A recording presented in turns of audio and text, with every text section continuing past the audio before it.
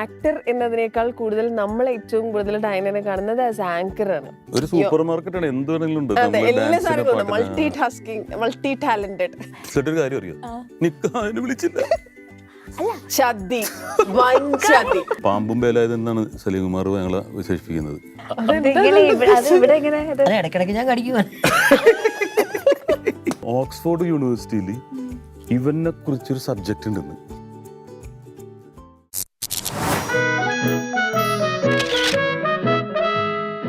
നായകനല്ലാത്ത നോക്കി നിൽക്കേണ്ടി വന്ന നായകൻ.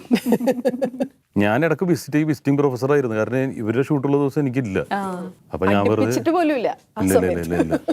ടിനി ചേട്ടൻ ഈ പ്രോജക്റ്റിനോട് ഒരു പ്രത്യേക കമ്മിറ്റ്മെന്റ് ഉള്ളതായിട്ട് എനിക്ക് തോന്നിയിട്ട്. കാരണം ചേട്ടൻ സ്വന്തം പ്രോജക്റ്റ് പോലെയാണ് 916 കുഞ്ഞൂട്ടനെ കാണുന്നത്.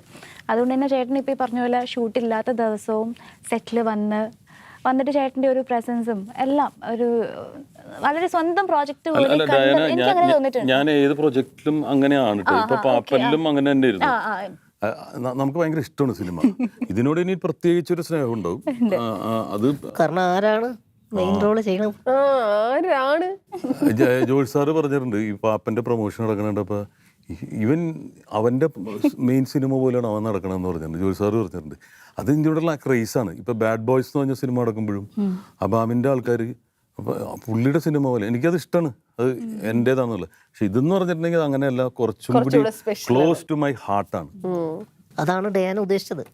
അതെ, പാപ്പനിലാണെങ്കിൽ 4 ദിവസം ഷൂട്ട് ഉണ്ടായിരുന്നല്ലോ. പക്ഷെ ഇവിടെ ഇടയ്ക്കിടയ്ക്ക് ഷെഡ്യൂൾ വരുന്നുണ്ടായിരുന്നു. അപ്പോൾ എനിക്കത് കൂടുതൽ നേരിട്ട് കണ്ടത് മനസ്സിലാക്കാൻ സാധിച്ചു. അത് ഞാൻ എടുത്ത് പറയാനുള്ള ഒരു കാരണം. പിന്നെ ഇപ്പോൾ പ്രൊമോഷന്റെ കാര്യങ്ങൾ പറയാനാണെങ്കിലും ടിനി ചേട്ടനാണ് ഇപ്പോൾ ആദ്യം രാകേഷ് ബ്രോ വിളിച്ചു. പക്ഷെ എന്നാലും ടിനി ചേട്ടനാണ് പിന്നീട് വിളിച്ച് നമുക്ക് ഇന്ന ഡേറ്റ്സ് ഉണ്ട്, അടുത്തൊക്കെ പോകണം, നമുക്ക് ഇതൊക്കെ ചെയ്യണം എന്നുള്ളത് ഒരു ഓൺ പ്രോജക്റ്റ് ആയിട്ട് കണ്ട് അതനുസരിച്ച് സംസാരിച്ച് അതനുസരിച്ച് അതിനുവേണ്ടി പ്രവർത്തിക്കുന്ന ഒരു. ഓരോരുത്തർക്കും ഓരോ ഇഷ്ടമുണ്ട്. എനിക്ക് ഫിലിം ഡിസൈനിങ് ഇഷ്ടമാണ്. നല്ല ഡയറക്ടറെയും നല്ല റൈറ്ററെയും നല്ല ആക്ടറെയും കോർഡിനേറ്റ് ചെയ്ത് സിനിമ ഉണ്ടാക്കുക, അതെനിക്ക് ഇഷ്ടമുള്ളൊരു കാരണം എനിക്ക് ടാലന്റ് ഉള്ള ആൾക്കാരെ അറിയാം. അത് അവരെ ജോയിൻ ചെയ്യിച്ചിട്ട് അതിന് അങ്ങനെ ഒരു കമ്പനി വേണം, അത് ആഗ്രഹമുണ്ട്. അവർ നല്ല ആൾക്കാരെ എനിക്കറിയാം, അവർ ചേർന്നാൽ നന്നായിരിക്കും എന്നുള്ളത് ഇതുണ്ട്. അങ്ങനെ ഉണ്ടാക്കിയിട്ടുണ്ട് സിനിമകൾ. ഇതിനു മുമ്പ് 2 എന്ന് പറഞ്ഞൊരു സിനിമയിലും ഇതുപോലെ തന്നെ എക്സിക്യൂട്ടീവ് ആയിട്ടാണ് നിന്നത്. എനിക്ക് എൻജോയ് ചെയ്യാൻ പറ്റുന്ന ഫീൽഡാ, മറ്റേ റിസ്കൂല. ഡയറക്ടറിന് ഉറക്കുണ്ടാവില്ലല്ലോ, പ്രൊഡ്യൂസറിന് കാശ് ഇറക്കണമല്ലോ. എനിക്ക് ഞാൻ ഇതെല്ലാം കോർഡിനേറ്റ് ചെയ്താൽ പോരെ,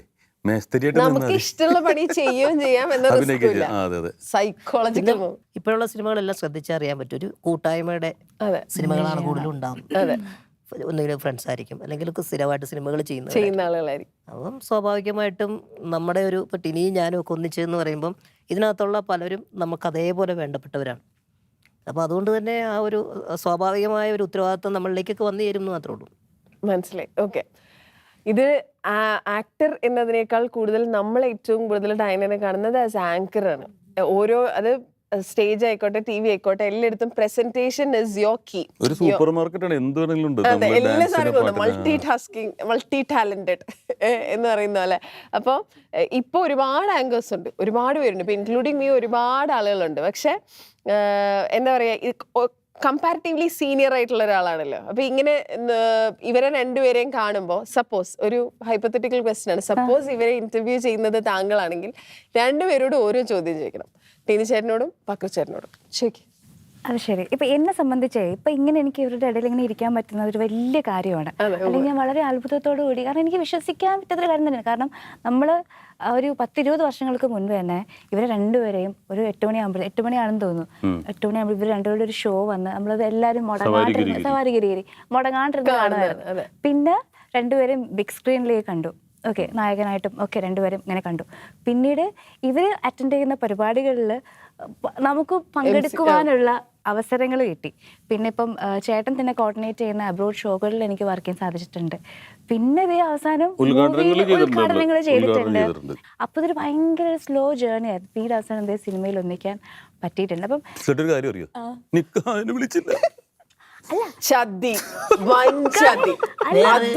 വൈഫാണ് ഇത് കൊണ്ടുവന്ന് കാണിച്ചത്. ഭാര്യയുടെ കല്യാണം കഴിഞ്ഞ് കണ്ടോ, എന്റെ വൈഫ് കൊണ്ടുവന്നിട്ട് ഭാര്യയുടെ കല്യാണം കഴിഞ്ഞറിഞ്ഞോ.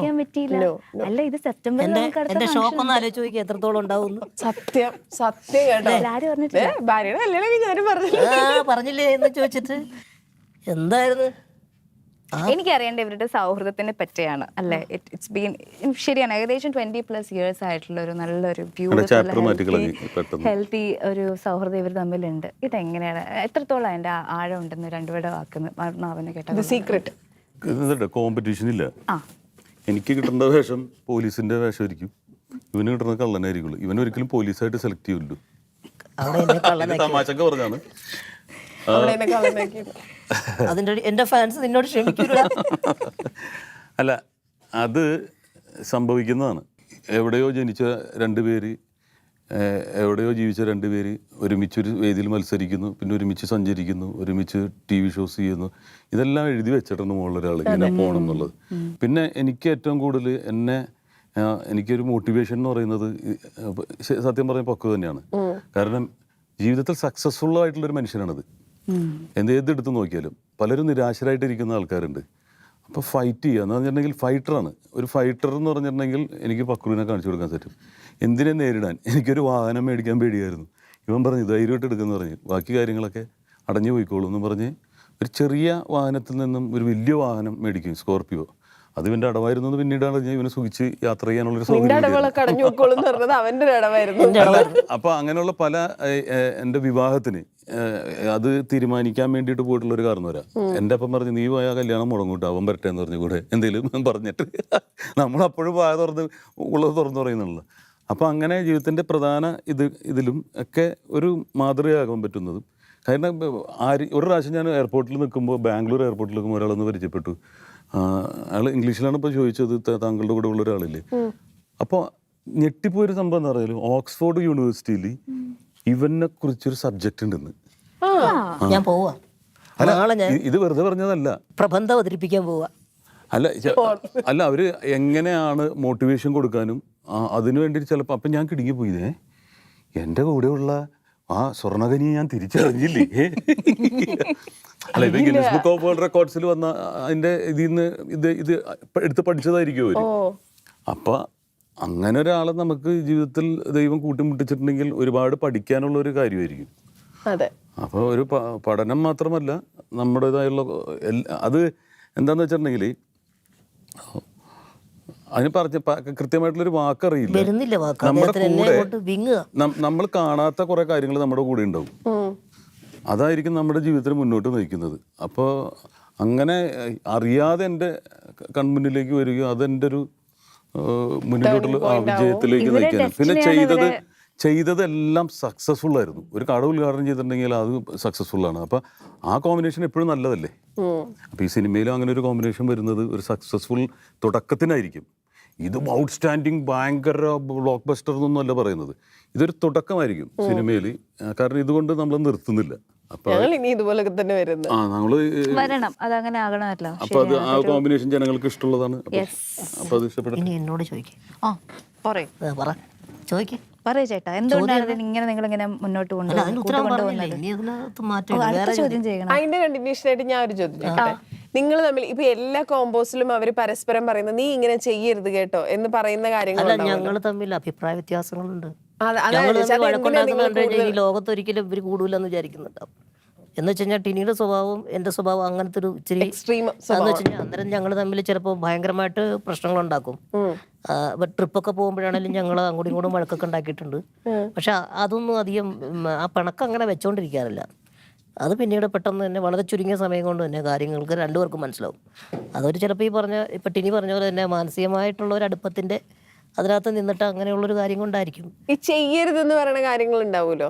ഇപ്പൊ ടിനിച്ചേട്ടൻ പക്രുചേട്ടനോട് നീ ഇങ്ങനെ ചെയ്യരുത് കേട്ടോ, അത് നിനക്ക് ശരിയാവില്ല എന്ന് പറയുന്ന അങ്ങനെ ഒരു കാര്യം ഉണ്ടായിട്ടില്ല. കാരണം എന്താണെന്ന് വെച്ച് കഴിഞ്ഞാൽ ടിനിക്ക് ഇങ്ങനെയൊക്കെ സംസാരിക്കുമെങ്കിലും ടിനി വളരെ വലിയ പ്രയത്നശാലിയാണ്. മടിയില്ല ടിനിക്ക്. ഒരുപാട് കാര്യങ്ങൾ ചെയ്യാൻ എന്ത് കാര്യവും ടിനി അങ്ങനെ ചെയ്യും. ഞാൻ നേരെ തിരിച്ചുമാണ്, മടിയനാണ് കുറച്ച്. ശരിക്കും ശരി, എനിക്ക് ചെറിയ സ്ക്രൂ ഇല്ലെങ്കിൽ പറ്റില്ല. കീ കൊടുക്കുന്ന ഒരു പാവയാണ് ഞാൻ. മോട്ടിവേഷൻ. അപ്പം ഞങ്ങൾ തമ്മിലുള്ള പെർഫോമൻസുകളും ഈ സ്കിറ്റും പരിപാടികൾക്കകത്തൊക്കെ ഇതിനെ മുൻനിരയിൽ നിന്ന് എല്ലാ കാര്യങ്ങളും എക്സിക്യൂട്ട് ചെയ്യുന്ന ടിനിയായിരിക്കും. ഞാൻ അതിൻ്റെ സൈഡിൽ നിന്നിട്ട് അതിൻ്റെ ചിലപ്പോൾ ഒന്ന് സ്റ്റാർട്ട് ചെയ്ത് വിടുകയുള്ളൂ. പാമ്പും വേലായുധെന്നാണ് സലീം കുമാർ ഞങ്ങളെ വിശേഷിപ്പിക്കുന്നത്.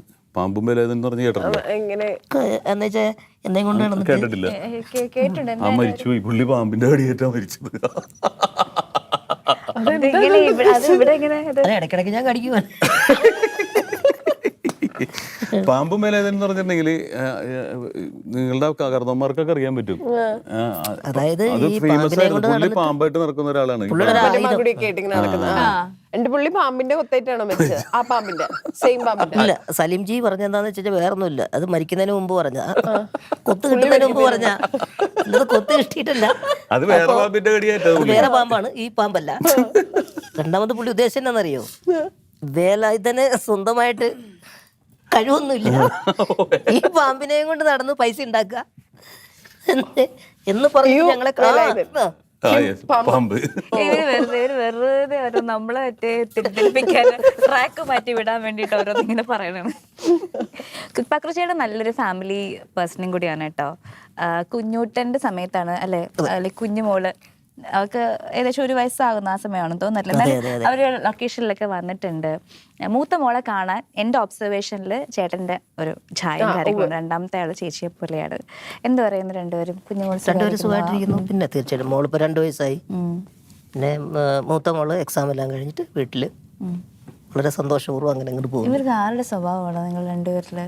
സ്വഭാവം ആർക്ക്? രണ്ടുപേർക്കും കുട്ടികൾക്ക് രണ്ടുപേരുടെ സ്വഭാവം വരും. അതൊരു മിക്സ് അങ്ങനെയൊന്നുമില്ല, നല്ല സ്വഭാവം വരുമ്പോ എന്റേത് എന്ന് പറഞ്ഞു കഴിയുമ്പോൾ അവിടെ നിന്ന് നേരെ തിരിച്ച് ഈ പറഞ്ഞ നല്ലത് അങ്ങനെ നല്ല ഇതെന്ന് പറയുന്നത്. പക്ഷേ മൂത്ത ആൾക്ക് കൂടുതലും ഈ പറഞ്ഞ പോലെ തന്നെ കലാപരമായ കാര്യങ്ങളെ കുറിച്ചിട്ടും ഡാൻസും അന്നൊക്കെ അന്ന് ഡയറക്ഷൻ ഒക്കെ താല്പര്യം അങ്ങനെ എന്തോ പറഞ്ഞു. അതെ അതെ, മൂത്ത ആൾക്കെ അന്ന് ലൊക്കേഷനിൽ വന്നപ്പോൾ അവള് ഇതിന്റെ സ്ക്രീനിന്റെ പുറകിലായിരുന്നു. ഭാവിയിൽ ഇനി അച്ഛനെ നായകനാക്കി സിനിമയൊക്കെ എടുക്കാം അല്ലേ? അല്ല, എന്താണോ കുട്ടികളുടെയൊക്കെ ഇതിൽ എഴുതി വെച്ചിരിക്കുന്ന പറയാൻ പറ്റില്ലല്ലോ. അവർക്ക് താല്പര്യമുള്ള മേഖല എന്താണോ അതിൽ അവരെ പ്രോത്സാഹിപ്പിക്കാന്നുള്ളൂ. അപ്പൊ നമുക്കെന്നാ ഇതിന്റെ കുഞ്ഞൂട്ടിനൊക്കെ ഉണ്ടാക്കി അതിന്റെ സ്ക്രിപ്റ്റ് റൈറ്റർ, അതിന്റെ ക്രിയേറ്ററിനെയും കൂടെ വിളിച്ചാലോ? അയ്യോ, ആളെ വിളിക്കുന്നതിന് മുമ്പ് കല്യാണത്തിന് വിളിക്കുമോ? കല്യാണത്തിന് വിളിക്കും, കല്യാണത്തിന് തീർച്ചയായിട്ടും വിളിക്കും. അതായിരുന്നു ആദ്യം മുതലേ ഉള്ള പ്ലാൻ. അതോ തലേ ദിവസം അല്ല സോഷ്യൽ മീഡിയയിൽ വരുമ്പോ ഞങ്ങൾ അറിയേണ്ട അവസ്ഥ വരും? പാവം ഭാര്യയുടെ കല്യാണം സോഷ്യൽ മീഡിയ മോശമാണ്. വിളിക്കില്ലേ? പിന്നെ തീർച്ചയായിട്ടും അന്ന് ഭയങ്കര പൊട്ടിത്തെറി ഉണ്ടായി. അങ്ങോട്ടും ഇങ്ങോട്ടും വിളിച്ചില്ല. ടിനീനെ വിളിച്ച കല്യാണം ഇല്ല, എന്നെ വിളിച്ചില്ല കല്യാണം, എന്നെ വിളിച്ചു. അപ്പൊ കുഴപ്പമില്ല, എനിക്ക് സമാധാനമായി. ഇവരും വിളിച്ചിട്ടില്ല, മറ്റേരും അപ്പൊ Diana, thank you so much and all the best. Kunjoottan ഒരു ഹിറ്റ് ആവട്ടെ. സ്ക്രിപ്റ്റ് റൈറ്റർ എന്നാണ് ഞാൻ പറഞ്ഞത്, പക്ഷെ കൂടി ഇരുന്ന ഈ കോംബോ ഉണ്ടല്ലോ, അവര് പറഞ്ഞത് മൾട്ടി ടാലന്റഡ് എന്നാണ്. അപ്പൊ Rakesh Subramanian, welcome to lights camera talk. Thank you very much. ഇതിൻ്റെ അകത്തുള്ള റോളുകൾ എന്തൊക്കെയാന്ന് ആദ്യം എനിക്കൊന്ന് പറഞ്ഞു തരണം. റോളൊന്നുമില്ല, എൻ്റെ ഫസ്റ്റ് മൂവിയാണ്. അപ്പോൾ അതിൻ്റെ തന്നെ ടെൻഷനും ഭയവും ഒക്കെ ഇതിൻ്റെ അകത്ത് ഇപ്പോഴും ഉണ്ട്. ആൻഡ് താങ്ക് ഗോഡ് ഇതെൻ്റെ ഫസ്റ്റ് ഒരു ഷോയും ആണ്. ഫസ്റ്റ് ഇന്റർവ്യൂ ആണ്. അപ്പോൾ ഈ ഒരു ആങ്കറിന്റെ കൂടെയുള്ള ഈ ഷോ ഒരുപാട് കിട്ടട്ടെ എന്നൊക്കെ പ്രാർത്ഥിക്കാം. ഇനി അങ്ങോട്ട് ഒരുപാട് വരട്ടെ. 100 കഴിയുമ്പോൾ നമ്മൾ വീണ്ടും കാണും. ഈ സിനിമയിൽ 916 കുഞ്ഞൂട്ടനിലെ രാകേഷിന്റെ റോളുകൾ എന്തൊക്കെയാണ്? സ്ക്രിപ്റ്റിലുണ്ട്. അതെ, സ്ക്രിപ്റ്റിലൊരു പാർട്ടാണ്. Director Aryan Vijay, creative director Vimal Raj, 2 പേരും സ്ക്രിപ്റ്റിലുണ്ട് എൻ്റെ കൂടെ തന്നെ. ഞങ്ങൾ 3 പേരും കൂടിയാണ് ഈ സ്ക്രിപ്റ്റ് പൂർണ്ണമായി തീർത്തിരിക്കുന്നത്. ഓക്കെ, അപ്പൊ 3 പേരും കൂടെ സ്ക്രിപ്റ്റ് എഴുതുമ്പോൾ ഓഫ് കോഴ്സ് ഇതിന്റെ ഒരു തുടക്കത്തിലുള്ള ആളാണല്ലോ അല്ലെ, ഇതിന്റെ സ്റ്റാർട്ടിംഗ് പോയിന്റില്. വാട്ട് ഈസ് ഇതിന്റെ ഒരു മോട്ടീവ്, അല്ലെങ്കിൽ ഇത് നമുക്ക് കിട്ടുന്നതിന് ഒരു ഇൻസ്പിറേഷൻ വേണല്ലോ, ഈ കഥയുടെ ഒരു ത്രെഡ്, അത് എവിടെ നിന്നായിരുന്നു? ത്രെഡ് എന്ന് പറയുമ്പോൾ ഫസ്റ്റ് തന്നെ ഇമാജിനേഷൻസ് ആണല്ലോ എല്ലാം. ചെറുപ്പകാലം മുതലേ സിനിമ എന്നുള്ളത് എപ്പോഴും ഒരു താല്പര്യമുള്ളതാ. അത് എന്റെ മാത്രമായിരിക്കില്ല, 100 പേരിൽ 99 പേർക്കും സിനിമയാണ് മോഹം. പക്ഷേ ആകപ്പെടെ 5 പേർക്കോ 2 പേർക്കോ ആയിരിക്കും സിനിമയിൽ വരാൻ പറ്റുന്നത്. അങ്ങനത്തെ 2 പ്രതിഭകളാണ് എൻ്റെ 2 സൈഡിലുള്ളത്. എൻ്റെ മൂവിയിൽ പറയുകയാണെങ്കിൽ ഇവരാണ് എൻ്റെ ഗുരുക്കൾ. കാരണം അഭിനയിക്കാൻ എൻ്റെ ഫസ്റ്റ് വേദിയായിരുന്നു. ബാക്കിയൊക്കെ നമ്മൾ ചെറുതൊക്കെ സ്കൂളിലൊക്കെ അഭിനയിച്ച് പോകണമെന്നല്ലാണ്ട് മൂവി എന്നുള്ള രീതിയിലേക്കൊന്നും ഒരിക്കലും പ്രതീക്ഷിച്ചിട്ടില്ല. അപ്പോൾ സ്ക്രിപ്റ്റ് തുടങ്ങിയപ്പോഴും ഞാനിതിൽ അഭിനയിക്കുന്നു എന്നുള്ളൊരു ആഗ്രഹം ഇതിൽ ഏതായിരുന്നു? അതായത് സ്ക്രിപ്റ്റ് എഴുതുക അല്ലെങ്കിൽ മൂവി ഡയറക്ഷൻ അതാണോ അതോ അഭിനയമാണോ? അഭിനയമാണ് ആഗ്രഹം, എന്നും ആഗ്രഹം അഭിനയമാണ്. പക്ഷെ അതിലേക്ക് നമ്മളായിട്ട് തന്നെ എത്തിച്ചെല്ലണ്ടേ. അപ്പോൾ ഇതും പ്രതീക്ഷിച്ചൊരു ക്യാരക്ടർ അല്ല, സ്ക്രിപ്റ്റിലാണ് വന്നത്. അപ്പോൾ അതിൻ്റെ അകത്ത് ഡയറക്ടർ ഒരു ചെറിയൊരു വേഷം ചെയ്യാം എന്നുള്ള രീതിയിൽ വർക്ക് ചെയ്തതാ. അപ്പൊ സ്ക്രിപ്റ്റ് എഴുതി വന്നപ്പോൾ ആ ക്യാരക്ടറിന് ഒരു ഡെപ്ത് ഉണ്ടായിരുന്നു. ആ ഒരു ഡെപ്ത് ഉള്ള ഒരു ക്യാരക്ടർ അഭിനയിച്ചിട്ടുണ്ട്. അപ്പോൾ അങ്ങനെയാണ് അഭിനയത്തിലേക്ക് എത്തിപ്പറ്റിയത്. അല്ലാണ്ട് ക്യാരക്ടർ എന്ന് പറഞ്ഞു കഴിഞ്ഞാൽ അഗെയിൻ ചേട്ടന്റെ ഒരു ഫ്രണ്ടാണ്. പിന്നെ ഒരു സസ്പീഷ്യസ് ക്യാരക്ടർ അല്ലേ, അത് സിനിമ കാണുമ്പോഴേ മനസ്സിലാവുള്ളൂ. അതെ, ഇതിൻ്റെ അകത്ത് ഇപ്പൊ എല്ലാവരും കൈകാര്യം ചെയ്യുന്നതും ഭയങ്കര ക്രൂഷ്യൽ ക്യാരക്ടേഴ്സാ. എല്ലാവരുടെയും ഡെപ്ത് ആണ് കൂടുതൽ, സ്ക്രീൻ സ്പേസിനെക്കാട്ടിലും കൂടുതൽ ഡെപ്താ.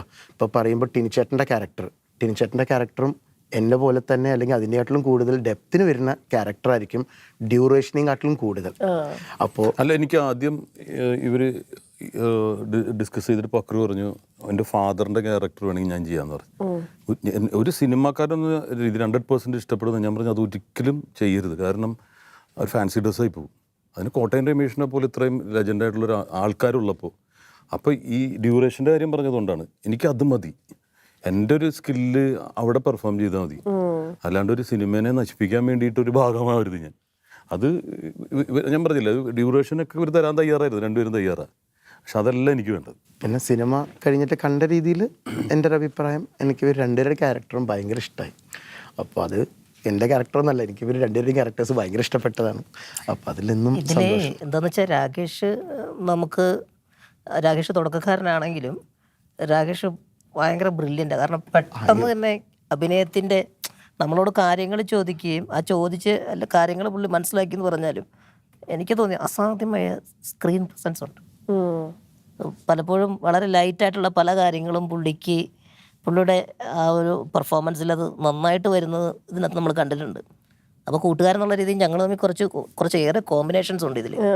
അപ്പോൾ ഉള്ളപ്പം രാകേഷ് പെട്ടെന്നാണ് അതെല്ലാം ക്യാച്ച് ചെയ്തിട്ട്, അപ്പം നമ്മളെയൊക്കെ സംബന്ധിച്ച് കുറേ സിനിമകളൊക്കെ ചെയ്തൊക്കെ കഴിയുമ്പോഴായിരിക്കും. പക്ഷേ എന്നാൽ പോലും ഇദ്ദേഹത്തിൻ്റെ ഒരു താല്പര്യം ഉണ്ടല്ലോ, ഇപ്പം നേരത്തെ പറഞ്ഞ ആ ആഗ്രഹം എന്ന് പറയുന്നത് ഒരു വലിയ ആഗ്രഹമാണ്.